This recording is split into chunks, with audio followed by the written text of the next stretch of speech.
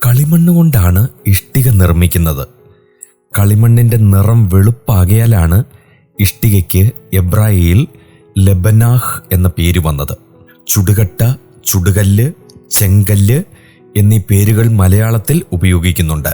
മിസ്രയീമിൽ വെച്ച് ഇഷ്ടിക നിർമ്മിക്കുന്നതിന് ഇസ്രായേൽ ജനം അനുഭവിച്ച കഷ്ടത്തെക്കുറിച്ചുള്ള വിവരണം പുറപ്പാട് പുസ്തകം 5-ാം അധ്യായത്തിലുണ്ട്.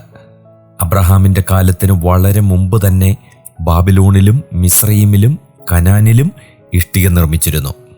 ബാബിലോണിൽ കെട്ടിട നിർമ്മാണത്തിനും മറ്റും അധികമായി ഉപയോഗിച്ചത് ചുടുകല്ലാണ്.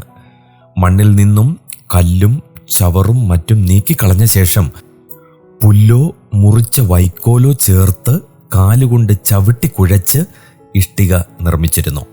ഇവയ്ക്ക് 3-4 ഇഞ്ച് കനം ഉണ്ടായിരിക്കും. കട്ടയുടെ നിരപ്പായ സ്ഥാനത്ത് ഭരണാധിപന്റെ പേര് പതിപ്പിച്ച് വെയിലിൽ ഉണക്കും.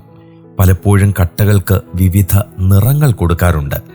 ബാബിലോണിലെ കട്ടകൾ അധികവും ചൂളയിൽ ചുട്ടെടുത്തവയാണ്. നിനവേയിലും മിസ്രയീമിലും കട്ടകളെ വെയിലിൽ ഉണക്കിയിരുന്നു.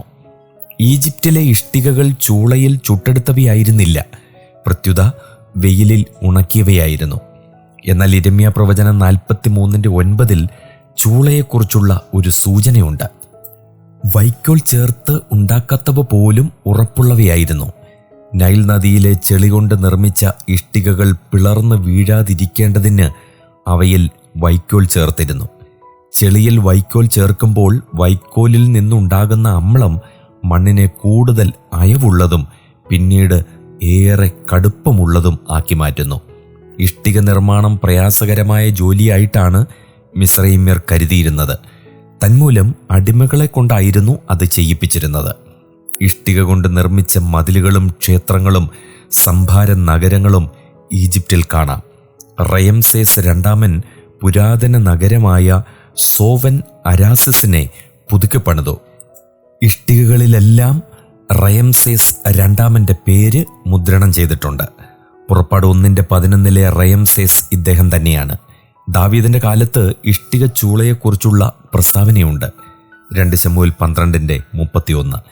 ന്യായപ്രമാണം അനുശാസിക്കുന്നതുപോലെ കല്ലിൽ ഉണ്ടാക്കുന്നതിന് പകരം യാഗപീഠം ഇഷ്ടിക കൊണ്ട് നിർമ്മിച്ചതായി യെശയ്യാ പ്രവാചകൻ കുറ്റപ്പെടുത്തുന്നു. പുറപ്പാട് 20:25, യെശയ്യാ പ്രവചനം 65:3.